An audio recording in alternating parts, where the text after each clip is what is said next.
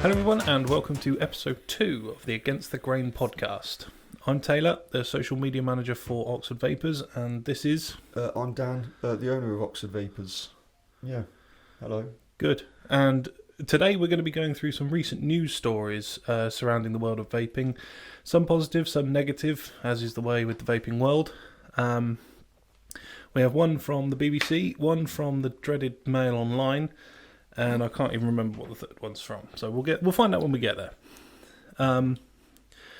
So Dan, first one. Southend-on-Sea. City aims for smoke-free target with vaping push. Now, a smoke-free target sounds pretty familiar to us, doesn't it? It does indeed, Taylor, and I wonder why. We've, as of this year, decided to set a pretty lofty goal, I would say. We are looking to try and make Abingdon and Witney, which is where we've got our two vape shops, smoke-free by 2028, 2 years ahead of the government schedule. So yeah, we are also trying to do something similar to Southend-on-Sea. So what you're saying is we're better than the government? We're trying to be better than, is the possibly subjective. Still not going to get into politics. Nor am I, mate. God no. A city is on target to become smoke-free by 2030 by encouraging smokers to vape, a health boss claims. Director of Public Health, I'm going to call you Krishna, said figures showed less than 5% of Southend-on-Sea's population might smoke by the end of the decade. He said the approach was to encourage smokers to quit tobacco and instead move people onto vaping. Now, that sounds great. It's a really positive spin on a vaping story, which is rare. Rare as rocking horse exactly.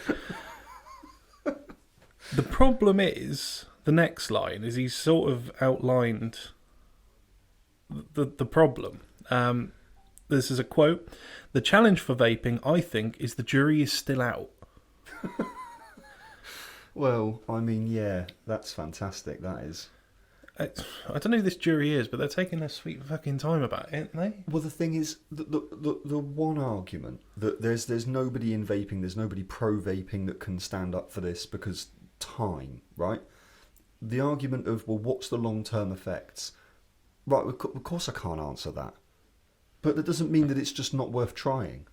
Do you know what I mean? You have to wait that time to find out. So are you just telling me that you're never going to try and find an alternative to assist the problem? That's my predicament with that one argument. It's like, that's nonsense. I don't eat prawns, so I'll never swim in the sea, ever. It just doesn't...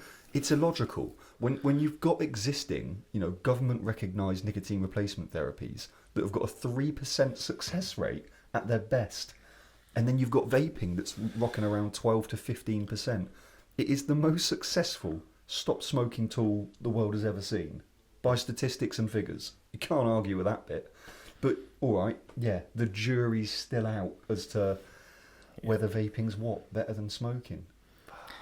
We'll see. Right. Krishna said the quit rate in Southend remained above 40%, whilst most places had dropped to about 30%.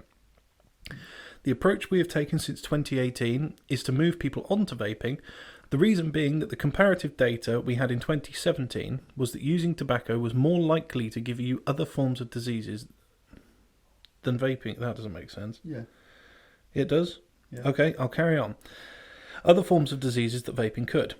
He told Southend Borough Council's People's Scrutiny Committee this week. Fucking hell. Is there a committee for everything now?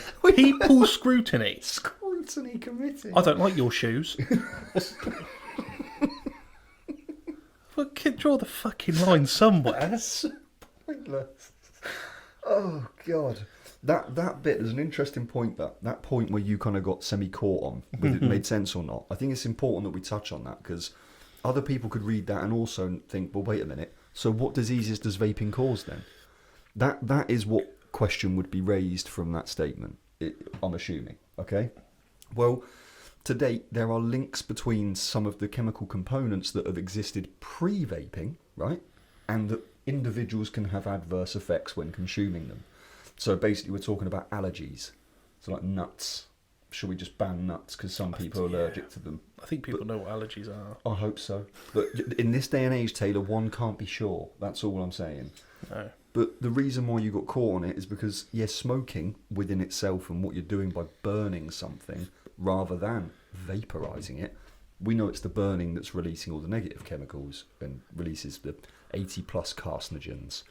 So, yeah, that's why I think a lot of people are going to read that without having any understanding or education. How the hell are they supposed to know what that's referring to? There you go. Yeah. Keep it ambiguous. Indeed. Vaping itself has since come under the spotlight, with some raising concerns that it may also be harmful, especially to young people. Now, I would have liked to have read more than that, but I'm going to stop there, because a lot of these hit piece type articles, this isn't one, this is obviously a positive spin, but they've still brought up the young people thing. Now, from the vaping industry, to me it makes it sound like we're trying to do that. Yeah. You know, you see these all the time about the colourful packaging and all this sort of thing. But if you're going off colourful packaging, why don't loads of children just drink bleach? Do you know what I mean? Fucking Dettol comes in a blue bottle. Yeah, and Domestos does look sick in yellow. Exactly. Do you know what I mean? Do you know what I mean? Yeah. Oh, fucking dish soap. Yeah. There's no kids. I mean, we'll gloss over the Americans that were eating Tide Pods a couple of years ago because that's just natural selection. But I mean, fucking hell, if you're going to go off colours, yeah, that's such a weak argument. It's not an argument. No, exactly. It isn't. I mean, I'm happy to accept the facts. There is a vast rise in youth uptake in terms of tobacco products because these disposable items are accessible due to individuals who are happy to sell these products to underage kids. Mm. The problem's not the product, the problem's not the customer. The problem is the irresponsible seller. But the predicament is because it's a vaping product, you just assume it's sold by a bloody vape shop. Well, we've got Challenge 25 policies in place. Everybody gets ID'd if they look under 25. Like, we are a vape company that tries to stop that narrative, but we just get slapped with the old nonsense, don't we? Just to give context, about 2 weeks ago I ID'd a woman and she turned out to be 43. It happens, you know. She took it as a compliment. Yeah. A lot of people do. I was in mild shock, but there we go. But yeah, so that point about it is a point that has to be discussed. And it's the same reason why they changed from 10 packs of fags to 20 packs of fags. Let's try and price kids out of this product. That's the logic. Mm. So that's why this whole discussion comes up. But we'll hit that on another article that we'll discuss later we on. fucking will. Fucking Mail Online. The local government association is calling for the complete ban of disposable vapes by 2024 over concerns that they cause litter problems and are a fire hazard and appeal strongly to children. Well, we've just gone over half of that point with the children thing. Yeah. The litter, I think we're all on the same page about that. Yeah. No one wants there to be, lithium-containing things littered on the streets. It's not something we want. We don't want litter of any kind. No. But to try and ban the whole product type by 2024, I think that they really are forgetting there's an audience here that, say, for example, smokes, they're disabled, or they've got an addiction to tobacco products. They want to move away from them, but they physically can't refill a pod or whatever. So we're just going to say to those people, you can't access this product type anymore. Mm-hmm. I'm sorry, but that's not the answer. It's an answer, fair play. And if that's your choice, then I think it's quite narrow-minded. Because, yeah, for thousands of reasons. But yeah, I do agree that there's a change, right? Okay, the regulations that we're trading under, the TPD, released in 2017, they've not been very well thought through, is probably the easiest way of putting it. What's happened is vaping is just considered a tobacco product. Fair play. It contains nicotine. Cool with that. But the predicament we have is they've put like tank size restrictions. So, for example, 2 millilitres is the biggest tank size that you can have that would then take liquid or nicotine liquid. Yeah. So you're kind of forcing the products to be a certain price point lower, right? If it's smaller, it's going to cost less to make. If it costs less to make, you can charge less to sell it. then that makes it accessible to a younger audience with less money. It's a very, very simple point of economics. And like kids at my school were selling fags. I was smoking at 12, 13, 14. So now that there's a vaping product that kids are using everywhere, that's obviously going to draw attention more. But you should have seen my playground. Half the kids were smoking joints, half the kids were smoking fags. And it's like, well, I didn't hear anything in the newspapers back then about, other than, oh yes, skunk's going to cause psychosis. I'm just going to interject here for our 30% American audience. When Dan says fags, he means cigarettes, not gay people. Sorry, yeah. He's not shooting gay people, he's smoking a cigarette. Yeah, I didn't. Just to clarify. Thank you, Taylor. You're very welcome. I much appreciated. But yeah, so these things have to be discussed, because I don't want this epidemic of kids vaping and just picking up nicotine products when they were never smoking. But I bet you there's a relatively high percentage of these kids that are now vaping that have smoked roll-ups, that have tried cigarettes. I bet you. Well, this is something that I've always thought, is it not the same thing? You think, 20 years ago when vaping wasn't a mainstream thing, the amount of, kids, me and you were guilty of it, popping outside school, smoking behind the bike sheds, all that sort of thing. Mm-hmm. Is it not the same thing? Obviously, it was illegal for us to do that. Yeah. But now the kids are just seeing this because it's trendy. They're not smoking and they're going on to this. Is it not the same thing? Very, very similar. Yeah. Same we're not saying it's right. We're just saying that it's always happened, basically. Kids have got hold of nicotine. It's just what's happened in the past. And again, while we don't agree with kids using it, because they shouldn't, it's always happened, and it's just an evolution of the same pattern. Yeah, social changes and social, what they call hypes and trends. Unfortunately, a lot of them, when it comes to being under 16 in a school environment or an education environment, they ripple like nobody's business, because everybody's so influenced by everybody else around them, trying to build themselves as a character. Oh yeah, I remember the fad at our school was super dry coats. Those ones with the fucking 8 zips or whatever. I bought one. I wore it once and thought, why the fuck did I bother buying this? Yeah. It takes you 40 minutes to zip it up. we had Geo Goy and JD bags. That was as good as it got at my school. Fucking cheaper than a fucking super dry coat. That thing was about 110 quid. A fucking JD bag for free. That's my point. I went to a poor school. Didn't even charge for carrier bags back then. No, they didn't. They actually didn't. Oh, and yo-yos. But that's a whole nother story. That is. Yeah. But one thing I'd like to say here is that I'm not against facts, right? So it sounds silly, but all I'm trying to, by standing up for vaping, I'm not trying to just dispel all negatives about it. Everything and anything in the world has a negative, right? So the only angle I'm coming from is that these products have literally saved my dad's life to start with. And I've seen what they've done for other people that have desperately needed to stop smoking, and alternative methods didn't work. So all I'm trying to say is, if we're going to regulate and we're going to restrict, let's not forget about why these things exist. Okay, there is this situation of a black market and illegal products entering the country that we're trying to stop, right? No one wants that. It's not good for business. It's not good for the industry. Well, some people want it, but not companies like ours, quite frankly. No, the demand comes from the consumer for that. For that, I would say. Agreed. But yeah, so in terms of, do we want children vaping? No, we don't. Do I want children smoking? No, I don't, funnily enough. What are the odds? What we're trying to say with these products, if you're a smoker and you haven't managed to quit, this is a very good alternative that millions of people have found successful. Yeah, that's the thing that people get mixed up on very, very, very often, is that the word safer and the word safe are the same thing. We have never claimed that vaping is as good for you as not vaping.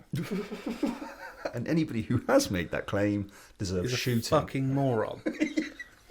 It is a safer alternative to smoking. I mean, fuck me, it's our motto. Yeah, literally. The fact that our customers, it's on our fucking logo. It's on the logo.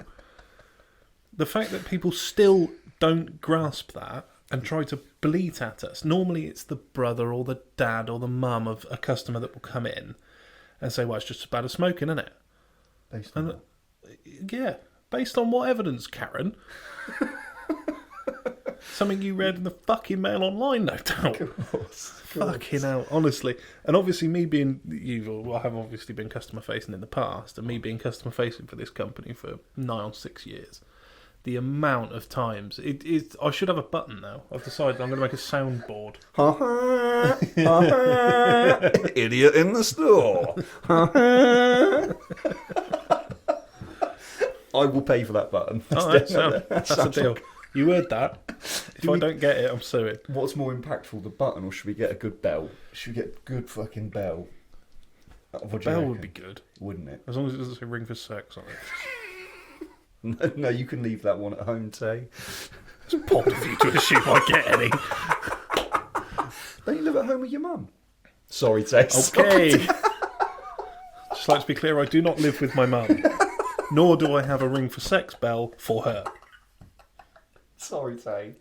You're not sorry, are you? Not really, not really. I mean, we've had a very 15 minutes of pretty serious conversation. If I don't lower the tone now, then we're in trouble. You've sunk it. It's not. You've gone from serious conversation about the vaping world and the impact on youth to your mum.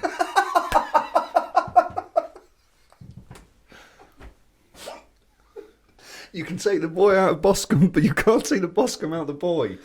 Now, there's very few Boscombe's slang for dildo. No, it's not. Definitely is. It's actually I really can quick. vouch, I'm sat next to him. That was really quick. Oh, gosh. Thank you, Tay. Sorry. Right. Should we get back to the quite serious news story now? Yeah, Dan? yeah, sorry about that. Good. I've had my little burst. Come on, here we go.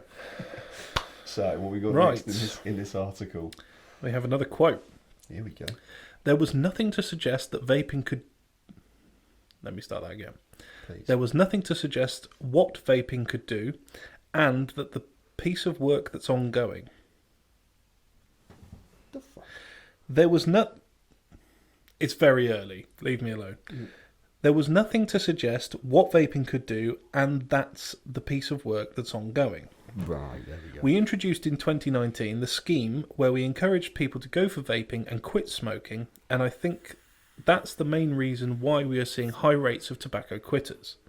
Mm-hmm. Yeah. I mean, if you look at the data, when I first set this company up back in 2012, there was a total of, I think it was something like 80,000 vapors in the UK. And then as soon as the TPD hit and the World Health Organization came out with a 95% safer stat, it went to like 2.2 million in 3 years. It just fucking exploded. Crazy. And also, if you look at the data now in terms of smokers and smoking related death rates versus what it was 5-10 years ago, there's a correlation between the increase of vaping and the decrease of smoking. I can't vouch for this. I was told by someone who works for the NHS that now is the lowest number of active smokers ever in history. Ever. In recorded history. So what's that, since the 30s? Since 40s? the 30s or whatever. There's the lowest number of active smokers now. Now, I don't know, obviously we don't know the parameters of that stat. We don't know if that includes dual users who are using vapes as well as smoking and things like that. But even if it's only half true, yeah, it's promising. And Dan said, as Dan said, there's definitely a correlation. You know, naturally, as the number of vapors goes up, the number of smokers comes down. That's literally the point of vaping. Yeah, literally, and it would be such a shame if we throttled this. I'm going to call it a golden goose, but not from a commercial aspect, from a health aspect. It is the best thing that we've really had as an opportunity. I nearly sounded way too cheesy there. I went to go say as humanity. Now you sound cheesy. Yeah, I really do hate myself. Sorry about that. But this isn't therapy, Dan. No, I know it we're on a shouldn't sofa, be. but it's not. It's not therapy. It's very rare. I have therapy on sofas. Very rare. But it is. What? My mum went somewhere else. Then. Sorry, I'm normally playing FIFA or eating. There was nothing exciting happening there. Apologies. That wasn't what I went for. But go for it. Boring. But yeah, this is genuinely a great opportunity, and it would kill me to see it just get squashed because a couple of people. You know, I don't want the minority ruining it for the majority. That's my predicament here, but yeah. Back to the article. Oh, yeah. Yeah, I was reading an article. That's what we're doing this morning. I'm going to continue to call you Krishna. Good. Krishna said he'd been advised by the National Knowledge and Improvement Service. What the fuck is that? We've had a fucking, what was the Limmy committee? Whatever the hell that thing was. The fucking People Scrutiny Committee. The people now. The Knowledge and Improvement Service. What the fuck does that mean? Is that just like a hive mind or something? I think, God knows. God knows. There's a section of the government that knows all. Turns out God is actually a subsidiary of the British government. By the way, this is merely just a passing comment. We've got nothing against religions. Well, I haven't. Tate clearly does. It's disgusting. I'm gonna choose not to comment. That'll get edited out. What the fuck? Freedom of speech. Let's go. Which is part of the Offices for Health Improvement and Disparities. Fuck me, it's a subsidiary of a subsidiary. Oh, that's where we've got to in life. Okay, let me start again because we've gone very off topic here. Krishna said he had been advised by the National Knowledge and Improvement Service, which is part of the Office of Health Improvement and Disparities, that Southend could be the first area in the east of England to reach the 5% milestone. Okay, now that's a niche, isn't it? You could be the first town that begins with S, that near the sea, that could reach 5%. Congratulations. Okay, now. The city's Stop Smoking service included 29 GPs and 11 pharmacists signed up to provide 12 weeks of support to quitters. That's people who quit smoking, not people who quit smoking. With the latter offering a walk-in service. 4 vape shops in the city are offering a vape swap service, including a free starter kit. Now that sounds familiar as well, doesn't it, Dan? It does just a touch. Not the swap bit. We don't want your fags. No, not particularly. Cigarettes, not gay people. Well done. We do want the gays. We do want them. The kit giveaway. We've got to be relatively careful with this because I'm not trying to advertise. I'm just communicating about what we do. Right. Smooth. Now, my objective was to try and help as many people stop smoking as possible, right? We hit 15,000+ people last year, which was an incredible mini achievement for us as a business. But we decided to try and help us achieve our goal by 2028 for Witney and Abingdon, to try and get more people off of cigarettes. And the easiest way of doing that is by removing the barrier to entry. So we gave away 100 free kits. And so far, we've had a lot of those individuals return. They said they're getting on with the product really, really well. They're enjoying the process. They've successfully stopped smoking so far. And we just wanted to get the data and make sure that it would work. And because it does work, we now want to rip all that out and hopefully look at doing maybe 1,000 kits next year, for example. So that's really good that those vape shops have signed up for the same cause. We're all trying to just achieve the same goal, which is stop people smoking or help people on their journey. Right. We have given away kits, haven't we? That was a smooth wrap up, Dan. Sorry about that. You and Trevor McDonald, mate. That's the end of that one. So, yeah. Should we have a little conclusion? To be honest, I said it was positive, and half of the stuff we spoke about wasn't positive. But I think the overarching conclusion for that is that it is positive that, you know, some local governments have a brain. Well, it makes sense, doesn't it?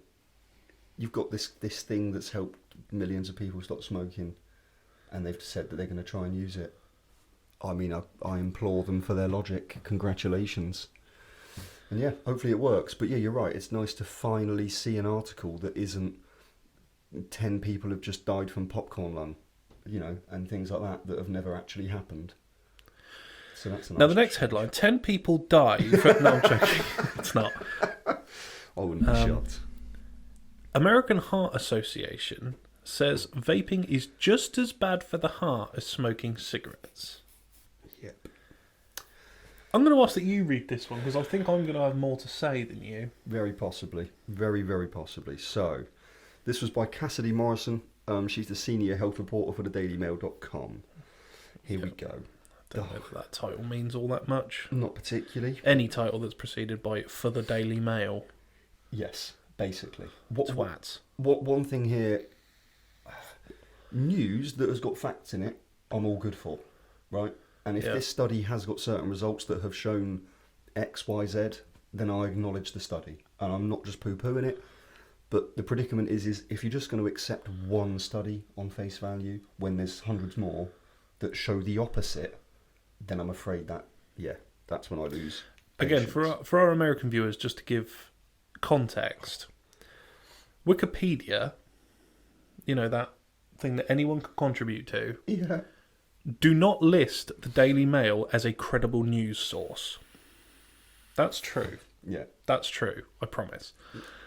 So just to give context, And the Daily Mail is probably the biggest newspaper publication in the UK. Unfortunately, yeah. Yeah.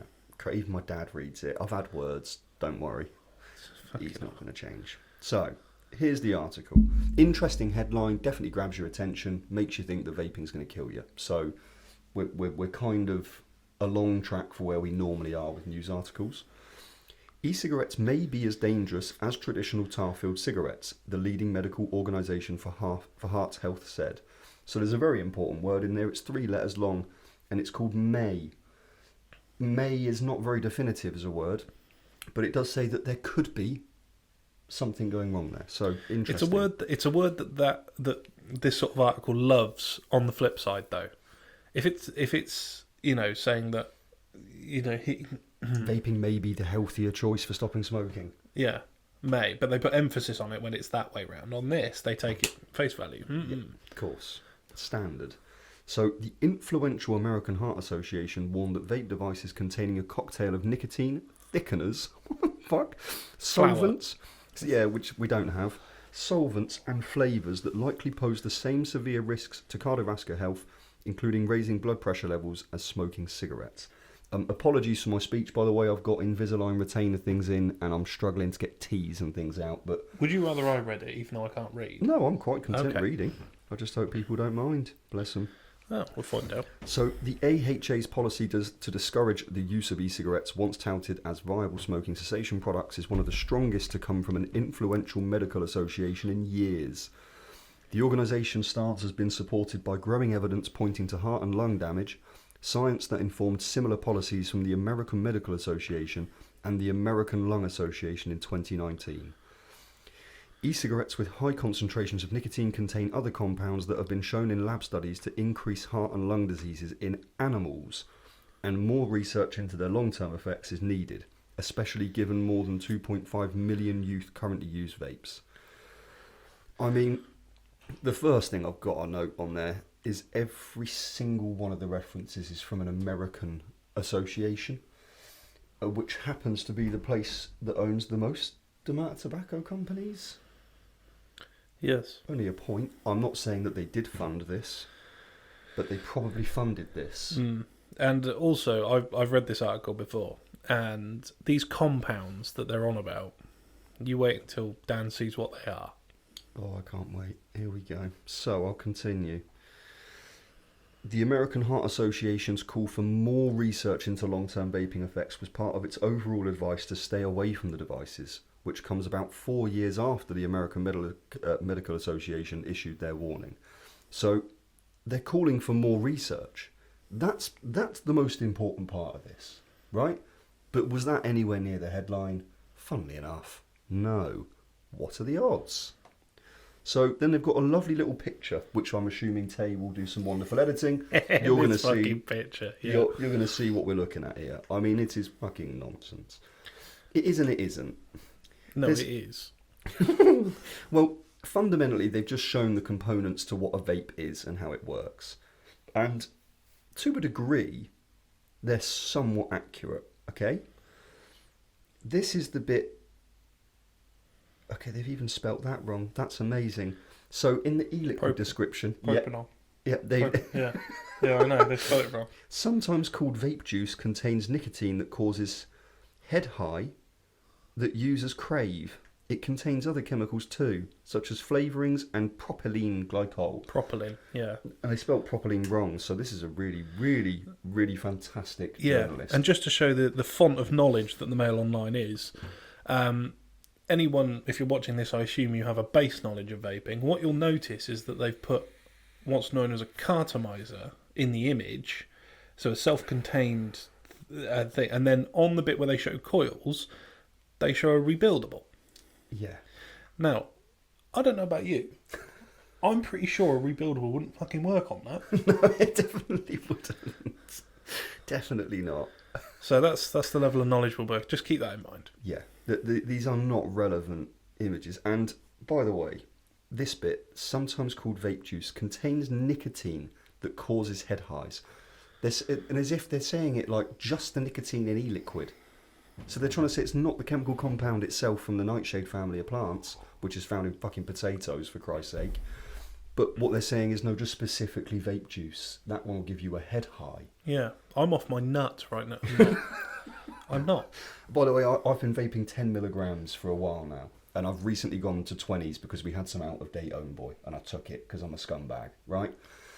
Stealing from his own company. I didn't steal, it was getting written off, but I didn't want to bin it. There we go. So here we are. And that I've doubled my nicotine consumption to the legal maximum in the EU. And I'm having no head highs. I mean, I have got a high tolerance to nicotine, but still. Yeah, I'm on 20 milligram. I'm still as miserable as I ever was. Now that is how you sell vaping, people. So if anyone tries to call this an advert, they can suck a dick. So there you go. There we are. So anyway, right, you've got your picture. And then it's got 5 exercises to lower your blood pressure. That's great. It's an advert. Yeah, very, very well placed. Here we go. So, the AHA's Deputy Chief Science and Medical Officer, Dr. Rose Marie Robertson, said, e-cigarette companies have suggested that their products are a way to quit smoking traditional cigarettes. There is no strong evidence to support this beyond any short-term benefit. Well, funnily enough, we are working with short-term, because these things were released in 2003 by a wonderful Japanese inventor. Thank you very much, sir. So, that's frustrating, but we'll continue. The lack of long-term scientific safety data on e-cigarette use, along with the potential for the addiction to e-cigarette products seen among youth, are among the reasons the American Heart Association does not recommend e-cigarettes for use for cessation efforts. Now, the uptake of youth, if I'm not mistaken here, Tay, has quite frankly sweet Fanny Adams to do with people trying to stop smoking, unless that youth is using a vaping product to try and stop smoking. Mm. So that, again, they're using wording that is highlighting negatives, but when you really read into it, it doesn't make any fucking sense. No, it's baseless. Yeah. They're just saying, well, yeah, there's no answer. Yeah. Therefore, we're right. And No. you know what? Of course, nicotine is a stimulant. It increases your blood pressure. But so's caffeine. Yeah. And nicotine is found to also, genuinely true, by the way, is to decrease the onset or delay the onset of like Alzheimer's, motor neuron disease, different psychological and mental illnesses, and deterioration of the brain. So I'm not saying that you should just start consuming nicotine and vaping. Don't. I'm not saying that. But the point being, there are benefits to certain chemicals that are just shown to be horrible. Anyhow, before I go too far on this one, because these American reports do get on my tits. So here we go. For people eager to quit nicotine in any form, the AHA recommends that people use an FDA-approved method, such as nicotine replacement gum or patches that go on the skin for up to 24 hours at a time, of which, again, as mentioned earlier in the podcast, have a maximum of 3% success rate. Great.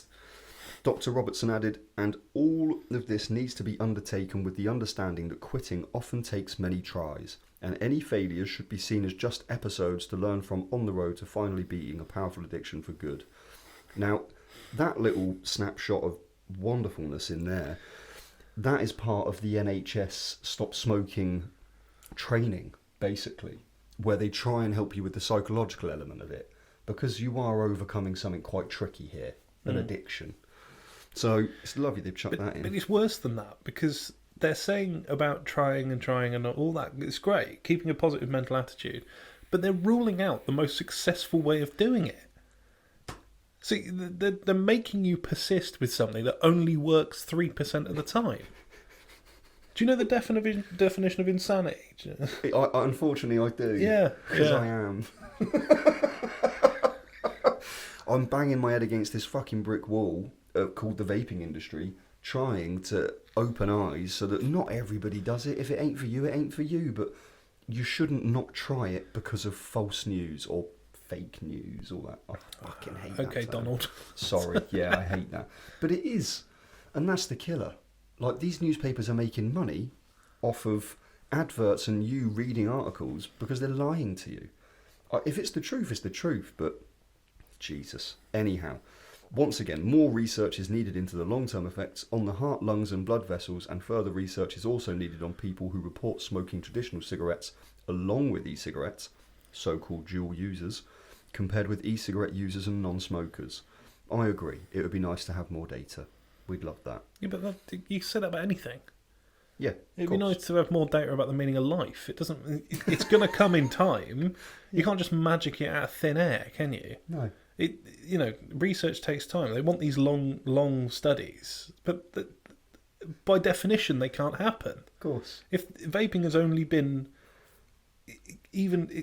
an invention for 20 years, yeah. So it's a maximum of 20 years of data. You've set us up for a wonderful little mini diversion here, Tay. Go on. I know you love a tangent. I sent Tay some notes during the week about the history and the evolution of vaping in itself. So the very first vaping device, the actual patent is visible online, you can see it, was released in 1963, right? It was very, very quickly purchased by a tobacco company, funnily enough, and nobody saw an e-cigarette for another 5 years. The next one got released, and again, same thing happened. And then in 2003, which is these devices that we're using now, so Tay's 20-year point, was created by, I believe it was a Japanese inventor, and sincere apologies if I'm wrong and just ignorant there. My sources wouldn't be good enough. But he created vaping devices because his father died from lung cancer, from smoking-related diseases. This invention has come from the purest of places imaginable because someone tried to help more people after his own dad died. And then all we see now is, obviously, if a child picks up a vape and they go and buy it from some irresponsible idiot, whatever, and it's just all negatives, when fundamentally, let's look at why these things exist. And let's focus on that, make the regulations suit the purpose, right? That's sensible. So you need to advertise vaping to smokers. So you've got to change the regs on advertising. But we shouldn't be allowed to advertise to kids, right? That's obvious. I don't want to do that. But yeah, sorry, that when you mentioned the 20 years vaping existing, technically it would have been a hell of a lot longer, and we would have saved millions of lives. But there's capitalism and greed, and unfortunately, there's a lot more tax going into economies through the sale of cigarettes than there are through vaping. So if you removed all the tax earned from the tobacco companies, it would really, really cripple an economy, unless you start taxing the alternative. Tax the fucking alternative then. Jesus. Anyway, sorry for the rant. No, it's all right. I mean, you're talking 1963. I believe I'm right in saying that would have been the time when smoking was still looked upon as healthy. Correct. So that would have not only... It would have crippled a burgeoning industry because they were... 60s, they did know there were negatives to smoking. It was the 40s they were recommending it to asthmatics, 30s Apologies. and 40s. But yeah, they still believed there were benefits to smoking back then. In the 60s. So yeah, I remember it's a weird hobby of mine. I used to collect football magazines from the late 40s to the early 70s, and there's one with an advert in that says ladies love the smell of Marlboro or something like that. They'll follow you everywhere. I'm just like, it's a fucking different world, isn't it? It is crazy. But talking about then, that's the 20-year gap, isn't it? From the 40s, when you said that it was seen as healthy, to now. That's the gap we've had, and no such revelation has happened with vaping, despite millions of efforts just to try and dispel it. Exactly. And the advancement of technology compared to the 40s, compared to 2003. Yeah. I mean, the hairstyles were much worse in 2003, but I'm pretty sure the technology was better. good point. That's a good point. My Barnet back in 03. I know I was a child and I didn't get to choose my haircut, but it was not good. Yeah, I was 5, so bowl cut probably. Traditional bowl cut. Oh yeah. We love a good old mushroom round here. Here we go. So, I mean, I can keep reading the end of this ad, but I don't believe there is anything. Oh, there is. Yes, there is actually. Well said. So, here we go. I'm going to rattle through a few bits here. Go for it. But while the devices generate a vapour-free of acrid smoke and tar, the heart and lung health experts at the AHA said they still know far too little about the effects of using the vape devices for years on end. Obviously. Already, doctors on the ground have seen sizable health harms play out in the form of acute lung injuries in 2019. This is going to be good. Dr. Rose said e-cigarettes deliver numerous substances into the body that are potentially harmful, including chemicals and other compounds that are likely not known to or understood by the user. So that can't be said for tobacco though, because there's only 4,500 chemicals, and obviously every smoker knows all of those chemicals and what they do, so we'll just brush past that one. The long-term risks of using e-cigarettes are unknown, but if the risks of chronic use are like combustible cigarettes, or even if the risks are reduced but still present, we may not observe them for decades. What is equally concerning is that studies show that some youth who use e-cigarettes go on to use other tobacco products, and there is also a correlation between e-cigarette use and substance use disorders. What the fuck? So, because a child wrongly picks up a vape, they're immediately going to be a crack addict. Is what that's trying to say. Yeah, it's definitely going to make the reader think along those lines, because there's associations. And I remember when I was growing up, it was, weed's the gateway drug. Oh, Remember hearing that? hell, yeah. Constantly. Weed's the gateway drug. Fair point if that's your outlook, but it's not true by definition. No. So, nonsense. But that, I mean, there is a link, by the way, between mental health and an increased percentage of smokers. I believe it is people that are diagnosed with mental health issues. It's in the 60%. It's huge percentage that smoke. So there's links there, but what's that got to do with the rest of what she's saying? I just do. There's one bit in here that I want to find before we move on, because obviously this has been quite a long thing. Where is it? Right. In addition to containing high concentrations of the addictive chemical nicotine, often as much as 5%. Not in the UK. Not in the UK. If it's legal. If it's legal. Yeah, but yeah. So in America it's different. The laws are different. But in the UK, the most you can have, for context, is 2%, which equates to 20 milligram. Yeah. Often as much as 5%. E-cigarettes containing risky additives, including flavouring agents, glycerol. Mm-hmm. Yeah, we'll go on to glycerol in a minute. And metals. Yeah, I know what that one's about. That are released into the liquids when the battery heats up. What? Now, when the battery heats up. If the battery's heating up, something's fucking wrong. Oh, God. If you start writing a Word document and your fucking laptop sets on fire, you don't think, oh, I should probably just restart this PC. this must be a good story I'm writing. What the fuck are you on about? Oh. It's this next bit. Watch Dan's face when I read this out. Long-term exposure to diacetyl and acetyl propanol, two flavouring additives, has been linked to shortness of breath, chronic cough, asthma and obstructed airways. Would you like to hear a story about diacetyl? Yes, I would. Diacetyl was a chemical that at one point there were trace elements of it within certain vape juices, normally on the custard dessert type spectrum of vape juices. Yes. But the imperative word of that is trace. Now, it was found in these vape juices. It was outlawed when the TPD regulations came in. But what they fail to tell you is that on average there is 100 times more diacetyl. Actually, I'm going to rewind a bit. Because basically, if you've heard of the term popcorn lung, here we go. Popcorn lung is what was caused by diacetyl. You know, long-term extreme exposure to popcorn lung, and the reason is this chemical is very prevalent in the use. Is prevalent when making popcorn. That's where the term comes from. But the amounts of diacetyl we're talking are astronomical compared to trace elements in a vape juice. Yeah. To carry on my point from before, there is on average 100 times more diacetyl in a cigarette than there ever was in a vape juice. And no one has ever got popcorn lung from a cigarette. So what the fuck are you on about? Yeah. Yeah. Do you know what I mean? It is so stupid. That just shows the extrapolation of any tiny point that they can find about vaping.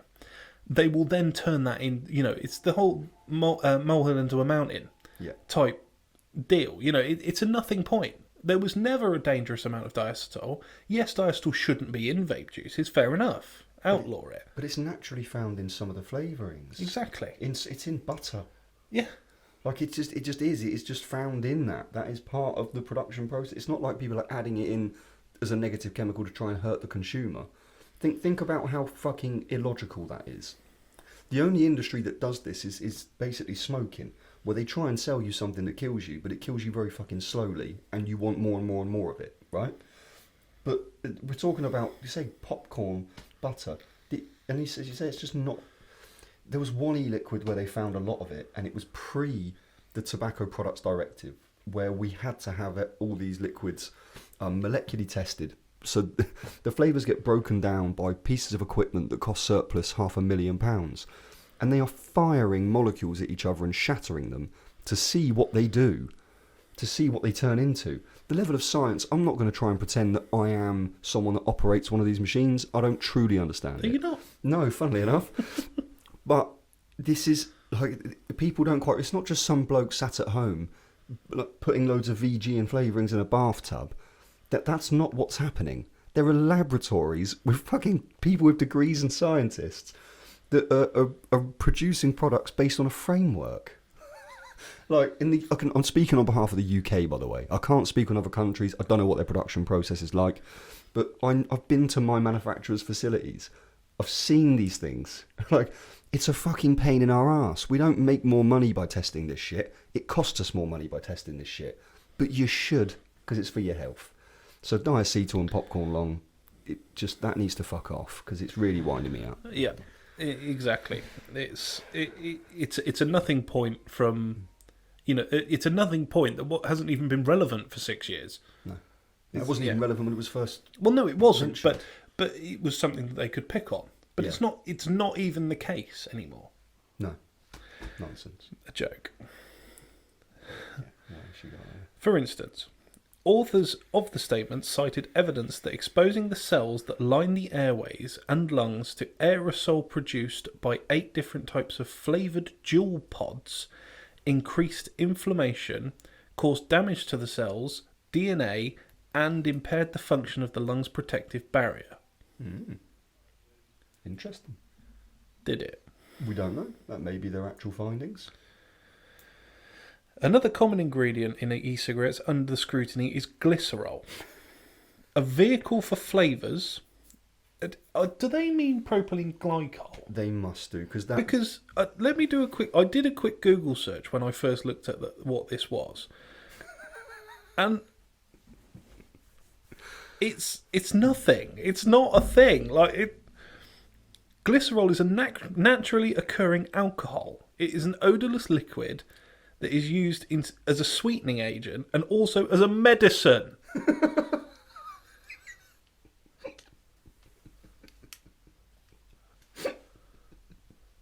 What's the fucking point? What do you mean? So they're literally. It's under scrutiny, is it? What? Because it's making people better, you stupid fuck. By the way, if we're not claiming that glycerol's in vaping products and is making people better, but just this is going against their own argument. No, but I'm playing on the point of what they've said. Yeah. So what they've said is that one of the chemicals that is under scrutiny, they haven't specified about vaping. It's under scrutiny is glycerol, a sweetening agent used in medicine. Ain't going to be a very long scrutiny. Do you know what I mean? Oh fuck! People got better. Bollocks. What a shame. Honestly. The AHA experts, ready? Yep. Wrote glycerol mixture. Sorry, they've corrected themselves now. Glycol mixtures Okay. are used to create theatrical fog and smoke. It's making it sound like human fog machines. I mean, I know the joke's always been there, but fucking come on. And long-term occupational exposure is associated with higher reports of wheezing and chest tightness. Short-term exposure to glycol mixtures is associated with acute dry cough and throat irritation, as well as decreased lung function in individuals with higher exposures. They mean monopropylene glycol, which is glycol, right? Shortened, which is the main liquid element to fucking cowpole. And if I'm not wrong, it's in inhalers. Yes, it is. In asthma inhalers. Because it opens up your airwaves. Yeah. But it's tightness of throat, cough. Yeah. Just for some anecdotal evidence, and it is anecdotal evidence, we have, and I've asked permission for this, we have an employee here called Jack who used to, and still suffers with very chronic asthma, in terms of he'd been hospitalised, I believe 4 times, with his asthma while he was smoking and before he was smoking. Since starting vaping, he has not been hospitalised, and now averages, I think, 1/7 of the use. He used to get through an inhaler in a week. Wow. Now it's about 2 months. Wow. 2-3 months that it takes him to get through an inhaler. Mm-hmm. So that just shows, I'm not saying that it's only vaping that's done that. No, of course. But it has to be a factor. Yes. That has helped him to improve his lung function to a point where he's not in hospital anymore. Yeah, and by the way, that is one individual. Anecdotal, exactly. It's anecdotal. Yeah. But having worked with Jack for 5.5 of the 6 years I've been here, you can also see an improvement in him. Yeah. You'll meet Jack at some point. We'll have him on. Yeah. I'm sure he'll talk about it, and he can probably give more detail than me. But yeah, it just goes to show that. And we also had a customer. I can't name names here. But she was a chair lady of the COPD board for the United Kingdom. And she was so impressed with what vaping did for her that she then was offering free COPD advice and testing for the rest of my customers. She was going to give up her weekends to come in and promote this product that she had no financial interest in. She just wanted to spread the benefits. Like, and I can't, it just kills me. It just kills me. Anyway, article number 2. Thank you, AHA, and for your wonderful insights into... Go and fuck yourself.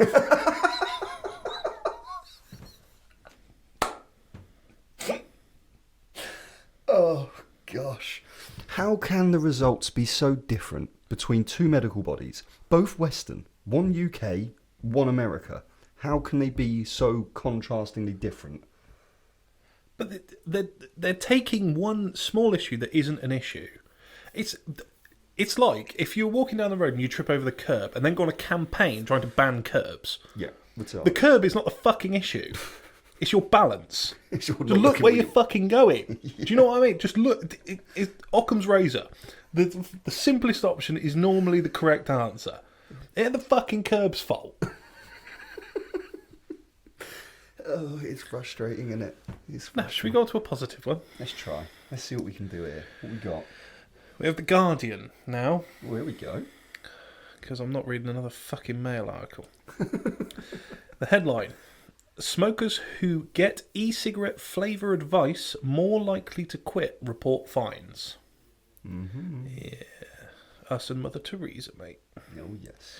Smokers who get help picking a flavour of e-cigarette they will use and receive supportive text messages are much more likely to quit, researchers found. The study, led by London South Bank University... Oh, it's not a committee of a committee this time. Explored in what settings vapes could help those addicted to smoking give up the habit. After 3 months, a quarter had quit and a further 13% reduced their cigarette consumption by more than half. The research showed that those who received help to choose a vape flavour and got supportive messages were 55% more likely to give up in 3 months than those who did not get these services. Mm-hmm.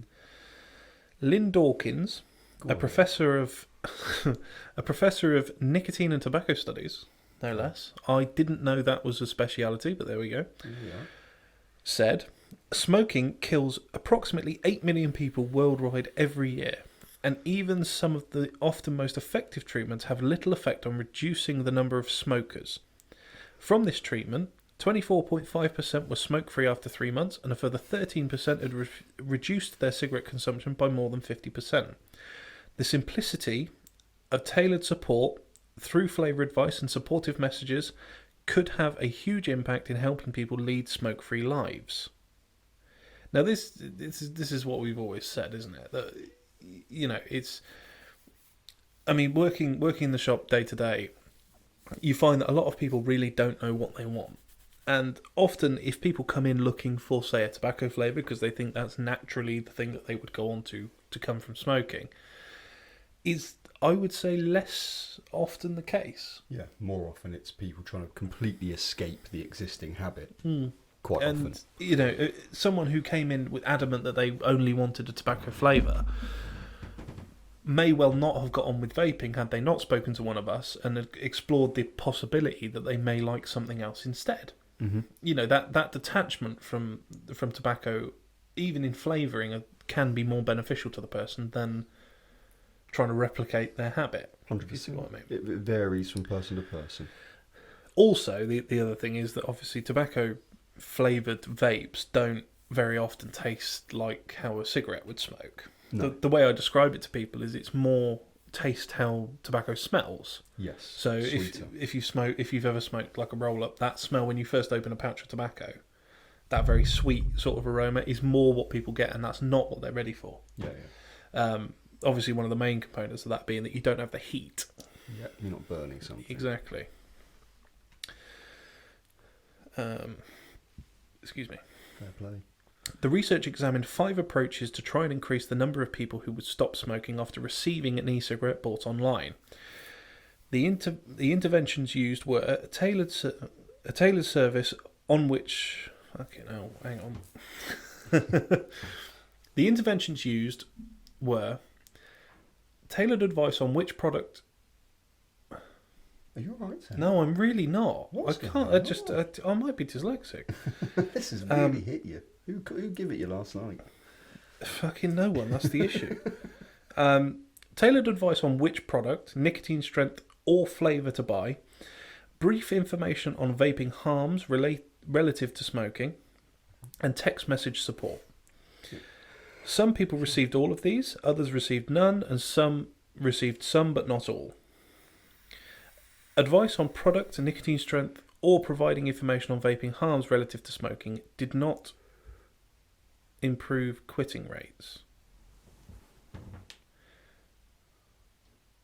The study, delivered in collaboration with the partners from University College London, University of East Anglia and University of New South Wales, recruited 1,214 participants through social media. Hasn't that just contradicted the rest of the article? Yeah, I think they've made a mistake, haven't they? It literally goes against everything they've just been saying. So I'm nowhere near my mic then, and I've just twatted my glasses off the sofa. Sorry about that. Earlier in the year, the government announced that 1 million smokers would be offered vape starting kits as part of a swap to stop scheme to make the nation smoke-free. The kits will be offered to almost 1 in 5 of all smokers in England as part of a push that is the first of its kind in the world, the Health Minister Neil O'Brien said. Officials said that this was the first scheme of its kind to be rolled out nationwide, with those hoping to swap off... That's bad grammar. With those hoping to swap offered a choice of products, strengths and flavours. The scheme will cost around £45 million over 2 years, which will come from the Department of Health and Social Care's budget. Mm-hmm.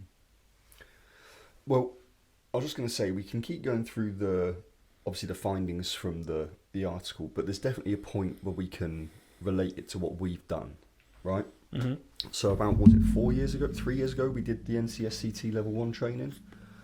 That's the framework, by the way, set up by the National Health Service in the UK to try and give people the right education to help people stop smoking, to become a smoking nurse, basically. And everybody in the company did it so that we could give that right advice, not just on vaping products, but all nicotine replacement therapies, gums, patches, lozenges, inhalators, you name it. So we did that, and we learned during that process that the behavioural support, i.e. the counselling or having an ongoing conversation, is such a huge contributing factor to the success of someone stopping smoking. We didn't even mean to do it, right? But it's quite clear that when you have a shop with somebody stood behind the counter that has gone through the same experience you're just about to go through, that you can all of a sudden have a genuine conversation where you've got, oh, I'm having these problems, I'm having these issues, did you find these? And it's a communication piece. And you have this ongoing behavioural support unintentionally, just because you've got someone going through a transition and that they're paying for the process and someone behind the counter's already done it. And I've been in the shops just witnessing people get served. And it's really beautiful seeing someone go, I'm lost, I know I want to try and achieve this goal, how do I get there? Well, I've been there and I've helped another 1,000 people do it. So I'm pretty well placed to give you some advice. And we're going to support you throughout the journey. Vape shops are way more successful than stop smoking services. Way more. Because you're talking to a human being, not a GP or someone that you feel is trying to pressure you into doing something. So definitely, yeah, the behavioural support aspect's really interesting. And we've seen incredibly high percentage success rates at Oxford Vapors, like for people transitioning onto vaping products and staying on them. Mm. So I can see how the study's shown those results. I think it makes perfect sense. And I hope that more areas try and do these studies and make sure it's not just a geographically based outcome. Hopefully there's less variables and it can be copied, basically. Just moreover on that point, we're now seeing another transition which 5 years ago wouldn't have been relevant, which is people moving from disposables to traditional vaping. Yeah. And for a long time we had people that were very hesitant to do so because basically they weren't enjoying the vaping experience of a traditional vape as much as they were disposables. Now there's multiple reasons for that. The main one often spouted by people is the flavour. Mm-hmm.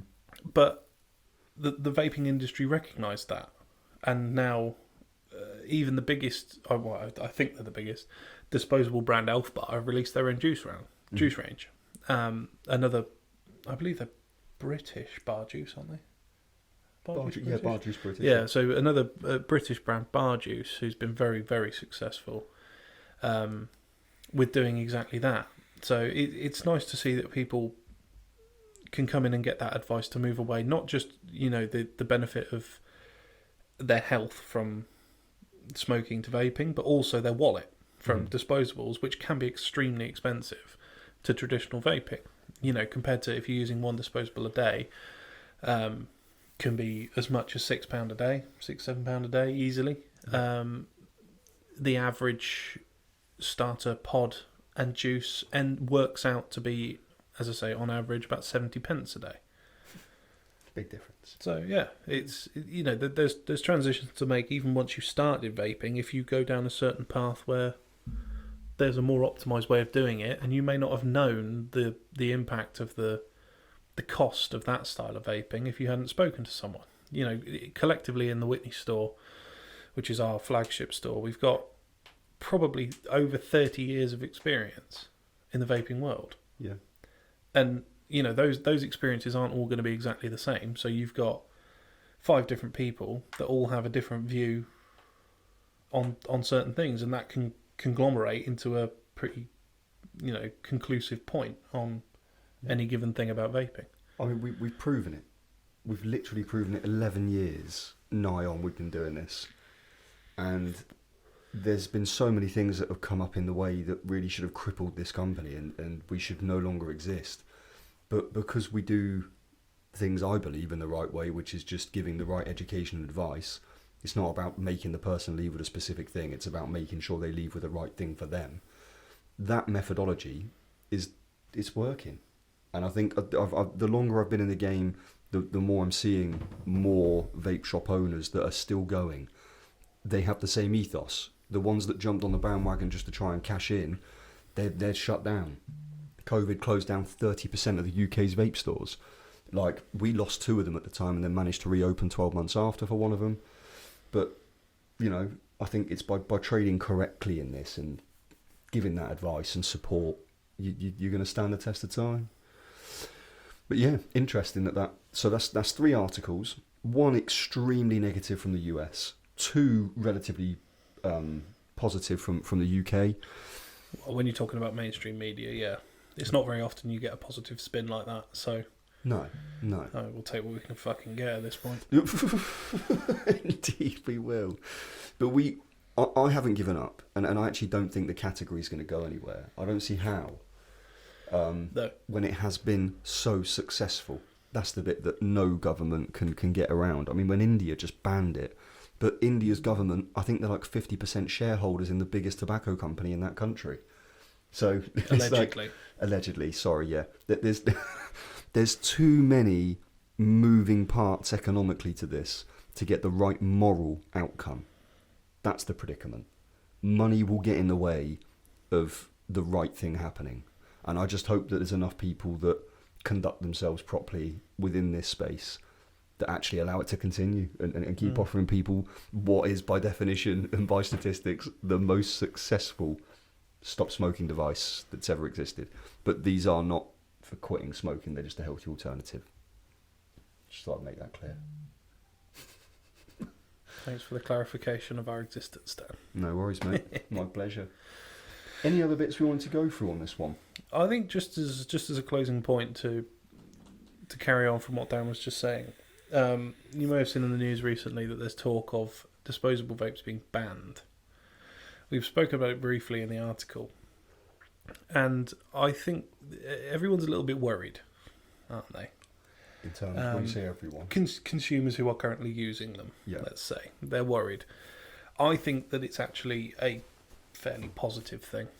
I think that once it comes in, I think that you're going to see people venturing into that traditional vaping, and they're going to realise what they were missing in terms of both the versatility, because you can have any flavour you like, basically, if you move on to a traditional vape, and also the fact that it's so much cheaper. Of course. Yeah. Yeah, and environmentally, there will be a benefit. But the only reason why there was this big environmental issue is because of the legislation. Like, I will stress, if we had a different capacity limit, so a 10 mil tank, you wouldn't be binning a battery every day. You'd be binning a battery every 5-10 days. Way better for the environment. And there are now recycling schemes in place, but it's just making sure we can promote that. But because we're a vaping company, we can't even post a social media post about it. Like, it's ridiculous. Because apparently it could be construed as promoting vaping to non-smokers or whatever. God forbid. Yeah, can you imagine? But yeah, the disposable thing's interesting, and I've got my own moral standpoint, got my own personal opinion, I've got a commercial opinion. And I think that if you stop a very, very specific demographic having access to this product, like I mentioned earlier, so a disabled consumer group, then I think that's just poor consideration. It's like, well, why do we now have like deliberately disabled access buildings? There should be ramps in all commercial premises so that individuals can access that space, right? So why would we restrict their access to a product that could help save their life? That I can't wrap my head around. But hopefully somebody hears this, has got a bit of common sense, and they go, oh, lad's got a decent point there. Fingers crossed, if we're lucky. Not being funny, I don't think that person will be you. No, very true. Very true. But yeah, there we go. It's an interesting, quite an overall negative tone. I hope it didn't come across too much that way. But it is frustrating when you're doing this day in, day out, and you've got good intentions, you're following all the letters of the law, you're just trying to help people stop smoking, and you just get bombarded with, you're selling vapes to kids, you're doing this, you're trying to kill people. And it's like, bloody hell, man.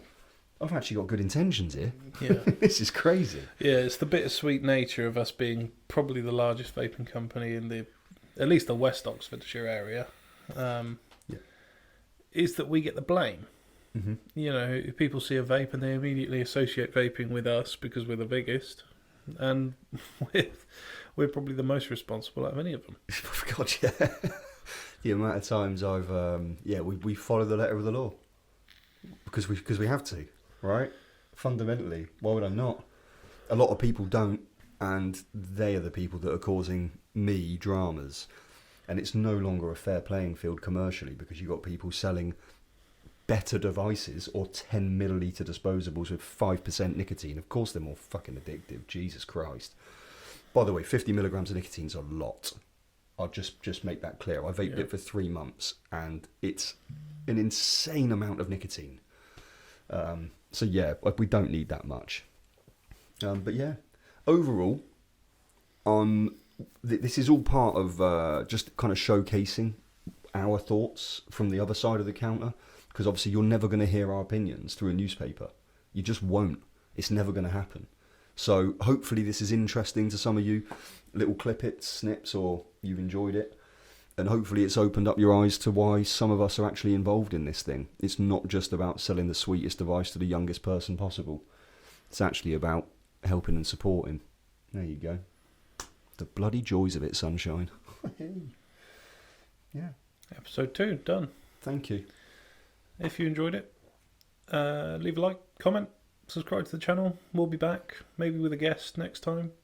Would you mind just doing that bit with a little less enthusiasm, please, Tay? That was wonderful. Please subscribe, like the video, and we'll see you in the next one. Beautiful, beautiful. There you go. Cheers. Okay.